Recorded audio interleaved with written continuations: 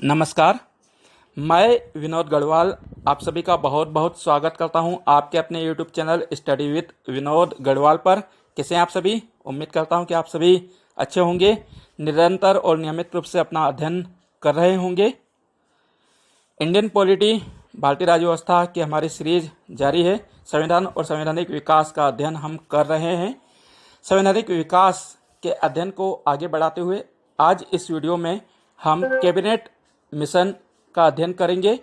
Cabinet mission जिसके तहत भारतीय संविधान तैयार किया गया। वर्तमान भारत में जो संविधान है वह कैबिनेट मिशन योजना का ही परिणाम है। कैबिनेट मिशन को हम विस्तार से पढ़ें उसके पहले आप सभी से एक छोटा सा निवेदन है। छोटा सा निवेदन यह कि स्टडी विद विनोद गढ़वाल पर लगातार आपकी सहायता के लिए वीडियो अपलोड किए जा रहे हैं। आप उन सभी वीडियो को लगातार क्रमबद्ध रूप से ध्यानपूर्वक और अंत तक सुने, क्योंकि वीडियो के अंत में कुछ महत्वपूर्ण प्रश्न होते हैं जो कि परीक्षा की दृष्टि से तैयार किए जाते हैं और उन सभी प्रश्नों का उत्तर इसी वीडियो में ही दिया भी जाता है। तो आप उन्हें ध्यानपूर्वक सुने और याद करें। भारतीय राज्य व्यवस्था में संवैधानिक विकास को हमने सन 1600 जो आधुनिक भारतीय इतिहास है वहाँ से पढ़ा। इतिहास से हमने राज्य व्यवस्था को जोड़ा है, क्योंकि इतिहास में जो जो संवैधानिक सुधार हुए हैं उन संवैधानिक सुधारों को लागू करने के लिए जो जो अधिनियम आए हैं उन सभी अधिनियमों का हमने विस्तार से अध्ययन किया है। चाहे वे अधिनियम ईस्ट इंडिया कंपनी के समय काल में आए हो, अधिनियम हो, चार्टर अधिनियम हो, हमने सभी पढ़े हैं। प्रथम स्वतंत्रता संग्राम के बाद जब कंपनी के हाथों से शासन सत्ता क्राउन के हाथों में आ गई और क्राउन के हाथों में जाने के बाद जब से ताज का शासन चालू हुआ है तब से लेकर हमने भारत शासन अधिनियम, भारत परिषद अधिनियम, माल्य मिंटो सुधार, मॉन्टेग्यू चेम्सफोर्ड सुधार और भारत शासन अधिनियम 1935 बहुत विस्तार से पढ़ा है। साथ ही हमने साइमन कमीशन के बारे में भी पढ़ा, नेहरू रिपोर्ट का गहन अध्ययन किया। पिछले वीडियो में क्रिप्स मिशन के बारे में हमने विस्तार से जाना। इसी क्रम को आगे बढ़ाते हुए आज हम कैबिनेट मिशन पढ़ेंगे। यदि अभी तक आपने चैनल को सब्सक्राइब नहीं किया है तो प्लीज़ चैनल को सब्सक्राइब करें, बेल आइकन का बटन दबाएं ताकि नोटिफिकेशन आपको समय पर मिल सके और आप समय से पढ़ाई कर सकें। वीडियो पसंद आ रहे हो तो लाइक करें, अपने साथियों के साथ फेसबुक और व्हाट्सएप पर शेयर अवश्य करें, क्योंकि आपका एक शेयर उन सभी विद्यार्थियों की मदद करेगा जिनको इसकी आवश्यकता है। तो एक छोटी सी अपील है, उम्मीद करता हूं कि आप इस पर गौर करेंगे। चलिए अब हम कैबिनेट मिशन को देखते हैं और कैबिनेट मिशन के आज के इस वीडियो में हम क्या क्या पढ़ेंगे वो मैं आपको बता दूं। तो कैबिनेट मिशन की हम पृष्ठभूमि जानेंगे, उसके कारण जानेंगे, किन उद्देश्यों को लेकर कैबिनेट मिशन भारत आया, उसने क्या प्रस्ताव दिए, उस पर क्या प्रतिक्रिया आई, क्या प्रभाव पड़ा और अंत में महत्वपूर्ण प्रश्न भी हम देखेंगे। कैबिनेट मिशन की पृष्ठभूमि आप सभी को याद होगा कि सन 1939 से 1945 के बीच विश्व में दूसरा विश्व युद्ध चला। सेकेंड वर्ल्ड वॉर 1939 से 1945 तक चला। ब्रिटेन इस युद्ध में भागीदार था, वह मित्र राष्ट्रों की ओर से युद्ध लड़ रहा था। 2 सितंबर 1945 को युद्ध समाप्त हुआ। सेकेंड वर्ल्ड वॉर जो है 6 वर्षों तक चला और 6 वर्षों तक चलने के कारण सभी राष्ट्रों में काफ़ी नुकसान हुआ, जान माल की काफ़ी हानि हुई। ब्रिटेन का उपनिवेश भारत था जो कि बहुत बड़ा था। भारत में इस समय आंदोलन हो रहे थे, विद्रोह हो रहे थे जगह जगह। इन आंदोलनों को, इन विद्रोह का सामना करने में अब ब्रिटिश सरकार सक्षम नहीं थी, जिसने एक मिशन की पृष्ठभूमि तैयार की। कारण, वे कौन कौन से कारण रहे जिसके कारण कैबिनेट मिशन का गठन हुआ, अब उन पर हम नज़र दौड़ाते हैं। नंबर 1, क्रिप्स मिशन की असफलता। पिछले वीडियो में हमने पढ़ा सन 1942 में सर स्टैफर्ड क्रिप्स के नेतृत्व में एक कमीशन भारत आता है जो कि संवैधानिक सुधार करना चाहता है, साथ ही भारतीयों से दूसरे विश्व युद्ध में सहयोग भी चाहता है। क्रिप्स मिशन ने जो प्रस्ताव दिए उनको भारतीय राष्ट्रीय कांग्रेस और मुस्लिम लीग दोनों ने ही नकार दिया। गांधी जी ने क्रिप्स प्रस्ताव को पोस्ट डेटेड चेक की संज्ञा दी, वहीं पंडित जवाहरलाल नेहरू ने इसे दिवालिया बैंक घोषित किया। कुल मिलाकर क्रिप्स मिशन अपने उद्देश्यों में असफल रहा। नंबर 2, भारत छोड़ो आंदोलन। क्रिप्स मिशन की असफलता के बाद 11 अप्रैल 1942 को क्रिप्स प्रस्ताव वापस ले लिए गए। अगस्त 1942 में गांधी जी के नेतृत्व में कांग्रेस ने भारत छोड़ो आंदोलन का आगाज किया। आंदोलन देशव्यापी हो गया। व्यापक पैमाने पर इस युद्ध का प्रभाव पड़ा। जगह जगह अंग्रेजों भारत छोड़ो के नारे गूंजने लगे। नंबर 3, सी राजगोपालाचारी योजना विफल। सन 1944 में सी राजगोपालाचारी ने एक योजना तैयार की और कोशिश की कि मुस्लिम लीग और कांग्रेस में समझौता हो जाए, किंतु वे इस कार्य में असफल रहे। नंबर 4, वॉबेल योजना शिमला सम्मेलन। तात्कालिक भारतीय वायसराय लॉर्ड वॉबेल ने एक योजना तैयार की और इस योजना के तहत मुसलमानों और हिंदुओं के मध्य, मुस्लिम लीग और कांग्रेस के मध्य समझौता कराने का प्रयत्न किया। जो प्रस्ताव तैयार किया था उस पर चर्चा के लिए सन 1945 में शिमला में एक सम्मेलन बुलाया गया, किंतु वॉबेल की जो योजना थी वह भी असफल रही। नंबर 5, ब्रिटेन की आंतरिक स्थिति। सन 1945 में ब्रिटेन में आम चुनाव हुए। आम चुनावों में कंजर्वेटिव पार्टी की हार हुई और लेबर पार्टी की जीत हुई। लेबर पार्टी सत्तारूढ़ हुई। उसके नेता श्री क्लीमेंट एडली नए प्रधानमंत्री बने। क्लीमेंट एडली ने कहा कि हम भारत को शीघ्र ही आज़ाद करना चाहते हैं। भारत में जो संवैधानिक संकट है उसको समाप्त किया जाए, संवैधानिक संकट को दूर किया जाए और इस संवैधानिक संकट का समाधान किया जाए, क्योंकि अब ब्रिटेन इस स्थिति में नहीं है कि वह भारत पर शासन कर सके। दूसरे विश्व युद्ध में ब्रिटेन को काफ़ी क्षति हुई थी, उसको जान माल की काफ़ी ज़्यादा हानि हुई थी। आर्थिक स्थिति अब ऐसी नहीं रह गई थी कि वह ब्रिटेन से भारत का शासन कर सके, जिस हेतु कैबिनेट मिशन का मार्ग प्रशस्त हुआ। कैबिनेट मिशन का गठन 19 फरवरी 1946 को तात्कालिक भारत सचिव सर पैट्रिक लॉरेंस ने ब्रिटेन के उच्च सदन हाउस ऑफ लॉर्ड में घोषणा की कि भारत में शीघ्र ही संवैधानिक सुधार किए जाएंगे, जिसके लिए एक आयोग गठित किया जाएगा। 14 मार्च 1946 को प्रधानमंत्री एडली ने एक 3 सदस्यीय कमीशन गठित किया।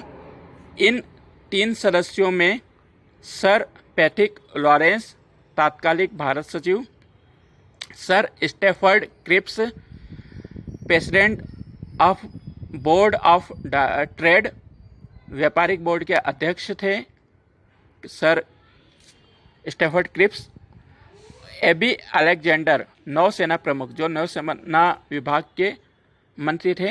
इन तीनों को मिलाकर एक कमीशन बनाया गया। Sir Patrick Lawrence, sir Stafford Cripps और एबी अलेक्जेंडर, ये तीनों ही ब्रिटिश संसद के सदस्य थे।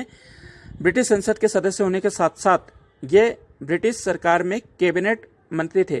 कैबिनेट स्तर के मंत्री होने के कारण इसे कैबिनेट मिशन का नाम दिया गया। कैबिनेट स्तर के मंत्री थे, इसी कारण इस कमीशन को कैबिनेट मिशन के नाम से जाना गया। कैबिनेट मिशन गठित करने के पश्चात प्रधानमंत्री एडली ने कहा कि हम भारत को सत्ता हस्तांतरित करना चाहते हैं, आप जाकर सत्ता हस्तांतरण की योजना बनाएं। साथ ही साथ यदि सत्ता का हस्तांतरण होगा तो कौन प्रधानमंत्री होगा, कैसे वो कार्य करेगा, इसके लिए कुछ नियम कानून भी होना चाहिए। नियम कानून बनाने के लिए आप एक संविधान सभा का भी निर्माण करने की योजना बनाओ। जब कैबिनेट मिशन की घोषणा की जाती है तो अब कांग्रेस भारत में यह विचार करती है कि यदि हमको अंग्रेजों से आज़ादी चाहिए तो हमें अंग्रेजों से बात करना होगी। अगर हम बात नहीं करेंगे, उनकी बातें नहीं सुनेंगे, तो फिर आज़ादी हमसे दूर होती चली जाएगी। 24 मार्च 1946 को कैबिनेट मिशन भारत आता है। कैबिनेट मिशन के दो प्रमुख उद्देश्य थे, सत्ता का हस्तांतरण और संविधान सभा का निर्माण। 24 मार्च 1946 को जब कैबिनेट मिशन आता है तो यह आते ही भारत के सभी राजनीतिक दलों से मिलता है। मुख्यतः दो राजनीतिक दल थे, भारतीय राष्ट्रीय कांग्रेस और मुस्लिम लीग। भारतीय राष्ट्रीय कांग्रेस की ओर से गांधी जी, मौलाना अबुल कलाम आज़ाद और पंडित जवाहरलाल नेहरू कैबिनेट मिशन से मिलते हैं। वहीं मुस्लिम लीग की ओर से मोहम्मद अली जिन्ना और लियाकत अली भेंट करते हैं। भारतीय राष्ट्रीय कांग्रेस चाहती थी कि भारत का विभाजन ना हो, जबकि मुस्लिम लीग चाहती थी कि मुसलमानों के लिए एक पृथक राष्ट्र पाकिस्तान बनाया जाए। 3 सप्ताह तक लगातार मैराथन चर्चा कैबिनेट मिशन ने इन दोनों ही पार्टियों से की, किंतु कैबिनेट मिशन इन दोनों ही पार्टियों के बीच समझौता नहीं करा सका। दोनों अपनी अपनी बातों पर अड़े थे। दोनों के मतभेद भुलाने में कैबिनेट मिशन असफल रहा। अंत में कैबिनेट मिशन ने कहा, अब हम हमारा प्रस्ताव तैयार करेंगे और आपसे निवेदन करेंगे कि आप हमारे प्रस्ताव को स्वीकार करें। 16 मई 1946 को कैबिनेट मिशन अपना प्रस्ताव तैयार करता है। अब हम देखते हैं कैबिनेट मिशन ने अपने प्रस्ताव में क्या क्या कहा, कौन कौन सी मुख्य बातें कही। नंबर 1, अखिल भारतीय संघ का निर्माण। कैबिनेट मिशन ने प्रस्ताव किया कि भारत को एक अखिल भारतीय संघ के रूप में बनाया जाएगा। अखिल भारतीय संघ में सभी ब्रिटिश प्रांत और भारतीय प्रांत शामिल होंगे।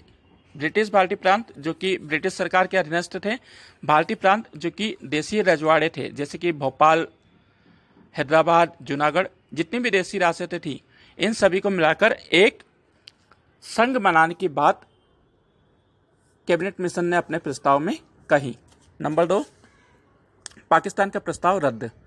कैबिनेट मिशन ने अपने प्रस्ताव में सीधे तौर पर पाकिस्तान के प्रस्ताव को रद्द कर दिया। मुस्लिम लीग की जो मांग थी कि एक मुसलमानों के लिए पृथक राष्ट्र बनाया जाए, तो कैबिनेट मिशन ने इसे सिरे से नकार दिया और कहा कि भारत का विभाजन नहीं होगा। यदि भारत का विभाजन होता है, पाकिस्तान बनता है, तो पंजाब और बंगाल में एक नई समस्या उत्पन्न हो जाएगी। हिंदू मुसलमानों के बीच मतभेद होंगे और इन मतभेदों को सुलझाने में हम सक्षम नहीं हैं। नंबर 3, ब्रिटिश प्रांतों को समूहों में विभाजित करना। कैबिनेट मिशन ने अपने प्रस्ताव में कहा कि जितने भी ब्रिटिश प्रांत हैं उनको 3 समूहों में बांटा जाए, A, B, C। Group A में जो प्रांत होंगे वे थे मुंबई, मद्रास, यूनाइटेड प्रोविजन, इसको संयुक्त प्रांत आज उत्तर प्रदेश हम कहते हैं, सेंट्रल प्रोविजन, मध्य प्रांत, बिहार और उड़ीसा, इन्हें ए ग्रुप में रखा जाए। जबकि बी ग्रुप में सिंध, उत्तरी पश्चिमी सीमा प्रांत, पंजाब और बलूचिस्तान को रखा जाए। ग्रुप सी में असम और बंगाल को रखा जाए। ग्रुप ए जो हिंदू बाहुल्य क्षेत्र था, ग्रुप बी और सी मुस्लिम बाहुल्य क्षेत्र था। त्रिस्तरीय संविधान का निर्माण। कैबिनेट मिशन ने अपने प्रस्ताव में त्रिस्तरीय संविधान की व्यवस्था की। पहले स्तर पर सभी स्टेट अपने संविधान बनाएंगे। दूसरे स्तर में जितने भी स्टेट होंगे वे अपने ग्रुप का संविधान बनाएंगे और तीसरे स्तर में सभी ग्रुप मिलकर एक यूनियन कॉन्स्टिट्यूशन संघीय संविधान का निर्माण करेंगे। यानी कि काफ़ी सारे संविधान बनाने की यहाँ पर व्यवस्था की गई। नंबर 5, प्रांतों को अधिकार। कैबिनेट मिशन ने अपने प्रस्ताव में कहा कि प्रांतों को यह अधिकार होगा कि 5 वर्ष बाद वे चाहें तो समूह छोड़ सकते हैं और 10 वर्ष बाद वे चाहेंगे तो संघीय संविधान में संशोधन की मांग भी कर सकेंगे। मुस्लिम लीग इन प्रस्तावों से काफ़ी खुश हुई। ग्रुप क्योंकि बी और सी में बहुल्य तौर पर मुसलमान थे, फिर उनको यह अधिकार भी दिया गया कि 5 वर्ष और 10 वर्ष बाद वे समूह छोड़कर अपने लिए संविधान संशोधन की मांग कर सकते हैं। तो मुस्लिम लीग ने सोचा कि देर से ही सही कुछ समय बाद हमारा जो पृथक राष्ट्र का सपना है वह साकार हो जाएगा। तो प्रारंभिक तौर पर मुस्लिम लीग काफ़ी खुश हुई। नंबर नेक्स्ट, देसी रियासतों को अधिकार। कैबिनेट मिशन के प्रस्ताव अंतर्गत देसी रियासतों को यह अधिकार दिया गया कि आप चाहें किसी भी ग्रुप में शामिल हो जाएं, आप चाहें तो ब्रिटिश शासन से भी संधि कर सकते हैं और अपने को ब्रिटिश शासन के अधीन कर सकते हैं। नंबर 7वां, संविधान सभा का निर्माण।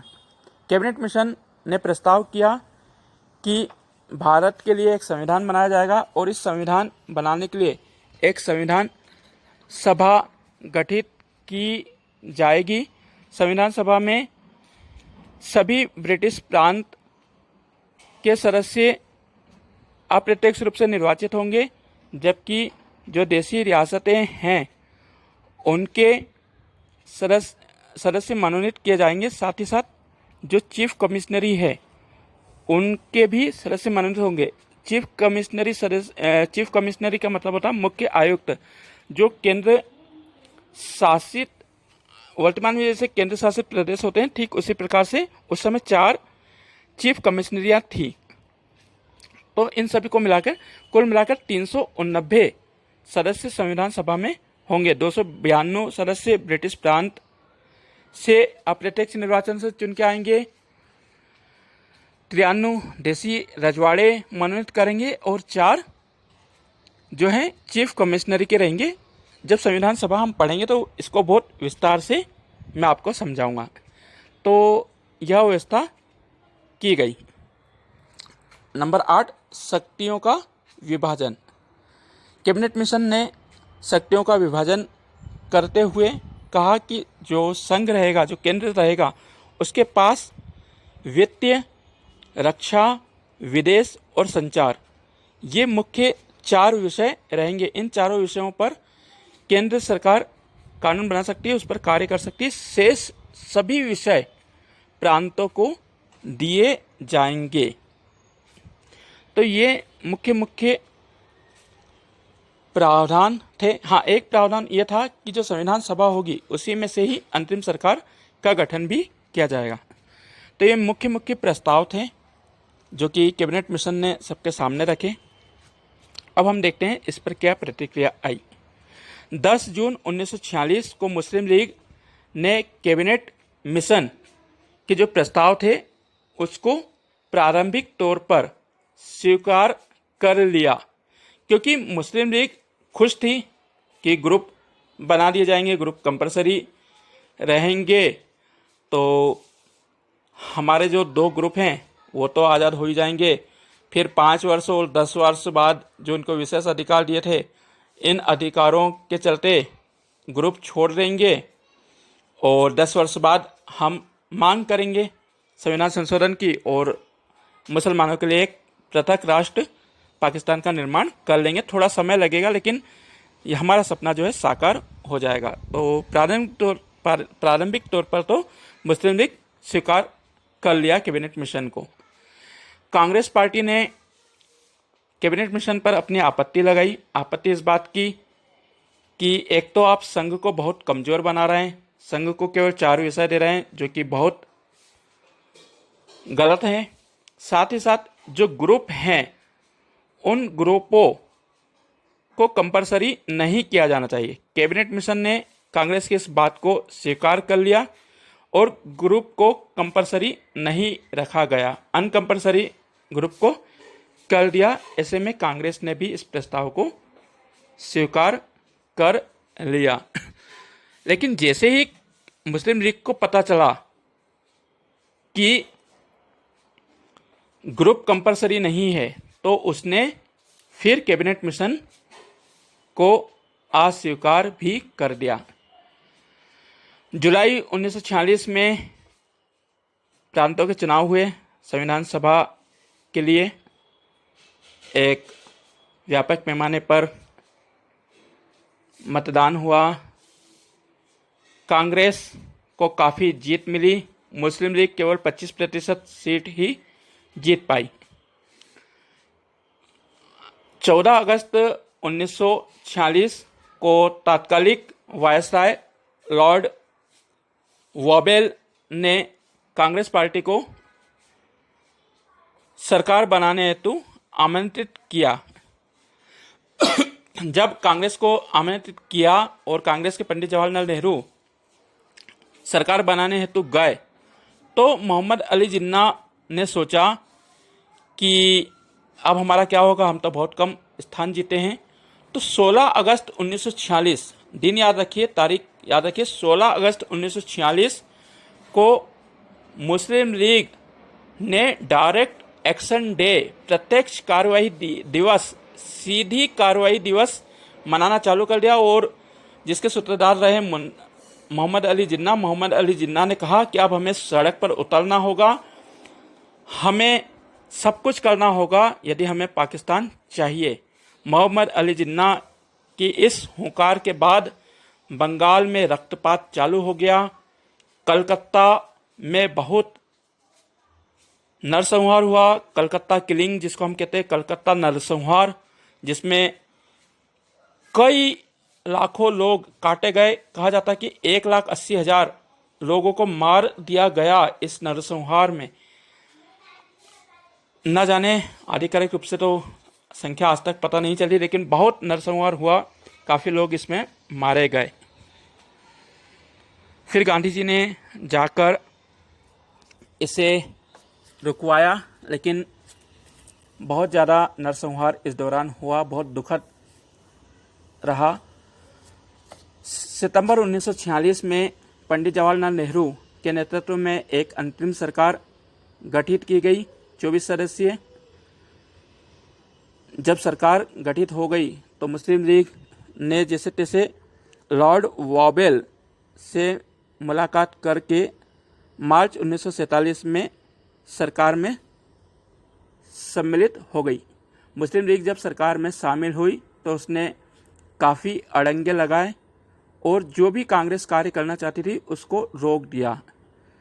इस तरीके से रोका कि आगे चल के भारत का विभाजन होना सुनिश्चित हो गया।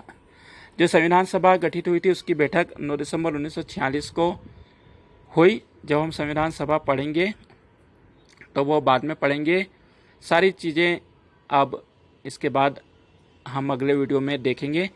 मुझे उम्मीद है कि कैबिनेट मिशन से जो जुड़ी हुई मुख्य मुख्य बातें थी वो सभी मैंने आपको बता दी है। आपको वीडियो पसंद भी आएगा। जो जितने भी मुख्य मुख्य बातें थी वो आपको मैंने देने का प्रयास किया है। अब आप आज के प्रश्न नोट करें। प्रश्न क्रमांक 1, कैबिनेट मिशन भारत कब आया? कैबिनेट मिशन भारत कब आया? प्रश्न क्रमांक 2, किस प्रधानमंत्री ने कैबिनेट मिशन का गठन किया? किस प्रधानमंत्री ने कैबिनेट मिशन का गठन किया? नंबर 3, कैबिनेट मिशन के समय भारत का वायसराय कौन था? कैबिनेट मिशन के समय भारत का वायसराय कौन था? प्रश्न क्रमांक 4, कैबिनेट मिशन ने कितने ग्रुप बनाने की बात कही? कैबिनेट मिशन ने ब्रिटिश प्रांतों के कितने ग्रुप बनाने की बात कही? और प्रश्न 5वां, संविधान सभा में ब्रिटिश प्रांतों से कितने सदस्य चुनकर आएंगे? संविधान सभा के लिए ब्रिटिश प्रांतों से कितने सदस्य चुनकर आएंगे? तो आप इन सभी प्रश्नों का उत्तर मुझे कमेंट बॉक्स में दें। यदि वीडियो पसंद आए तो लाइक करें, अन्य साथियों के साथ फेसबुक व्हाट्सएप पर अवश्य शेयर करें। अब मुझे इजाज़त दीजिए, आज के लिए इतना ही। Good bye, take care, bye bye and thank you for watching my YouTube channel. Jai Hind, जय भारत। Pause button.